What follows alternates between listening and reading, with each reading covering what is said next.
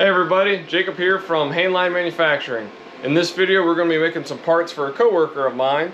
He has a boat and the wood stoppers and bumpers are on the side are kind of rotting out, so he gave me some plastic and he wants some made out of this. So we're going to have to drill some holes, true some edges up. So let's get into the machine work, and I'll also throw in some fusion along the way. And if you guys haven't already, hit that subscribe button and let's get started. Let's make some cool things.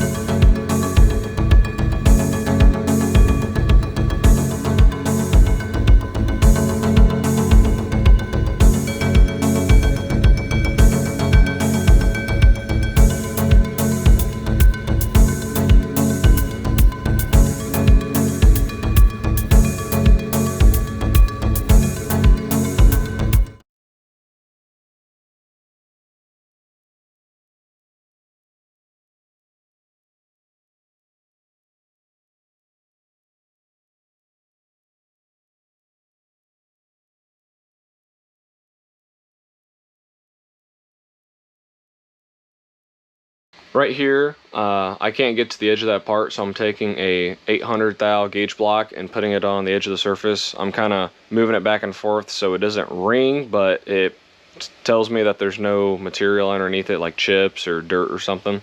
So I'm just going to take the edge finder and I'm just going to touch off the edge of that, and then I'm going to move it 800 thou plus half my edge finder to get on the edge of that part, which is where my X0 is at.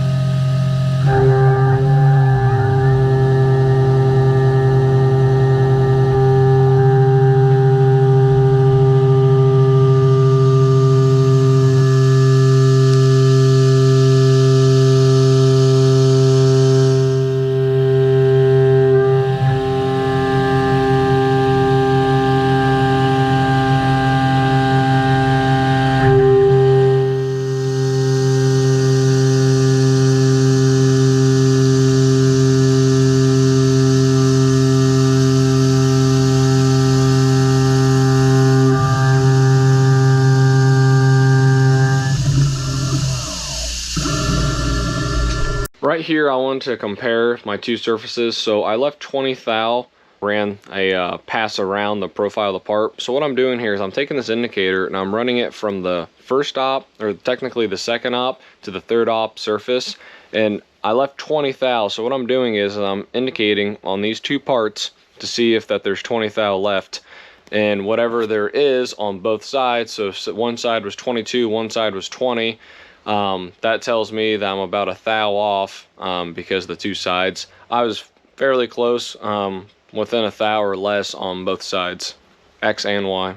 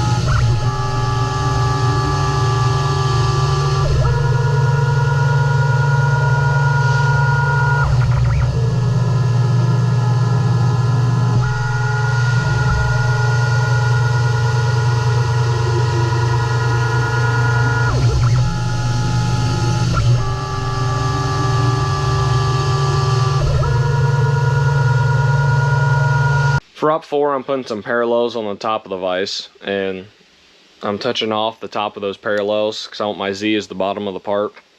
So I'm going to throw the parallels in there, I'm going to throw the part in there, and I'm going to have to run an indicator across the top of this part because I just want to make sure it's laying flat, not cockeyed or anything, so when I do the holes they're actually straight and they're perpendicular with the top of the surface. So I'm running an indicator across that and just tapping it to get it to read 0 or within a couple thou. To be honest, a couple thou is perfect for what we're doing here.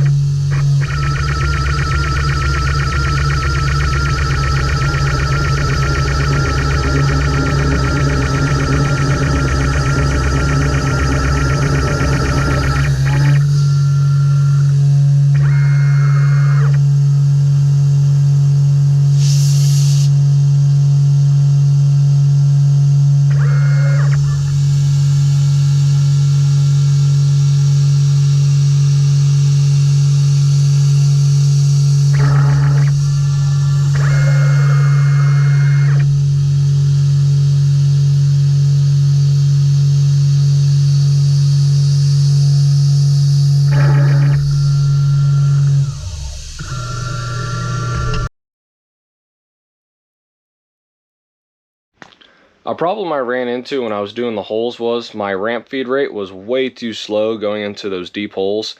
I am going 1.5 inches deep, and I was doing a 1 degree ramp, and it was just way too slow, and it was actually melting the material, and the hole finish looked terrible, and the hole had a whole bunch of melted plastic around the opening of it. To fix this, I ended up changing my ramp rate to 5 degree instead of 1 degree. I should have done that from the beginning because this is plastic, so you can push it really hard. As soon as I did that, I didn't have a single problem of melting afterwards. Another problem was just because I didn't cut out a notch or anything to touch off, I had to use that gauge block to touch off X, which was fine. It was plenty accurate, very easy to do, very quick to do. But if I wanted to, I could just move my tool down a little bit on that edge and cut it out all the way, so then I could just take an edge finder right off that edge instead of using that block. So right here, I did a very rookie mistake on edge finding. For op 4 for the holes on my first piece, I was touching off X. I got into a rush and I forgot to take half the edge finder, so the holes are 100 thou off. I will admit, I did talk to the guy who wanted these made, and he said that is plenty fine, so I made the second side exactly like that. I didn't take half the edge finder, so I made them 100 thou off, so they're matching, but they are wrong. It was a very rookie mistake, but we all make them, especially when we get into a rush. So that just tells you at the end of a part, you need to make sure that you're the most focused, most attentive, so you don't mess up like I did.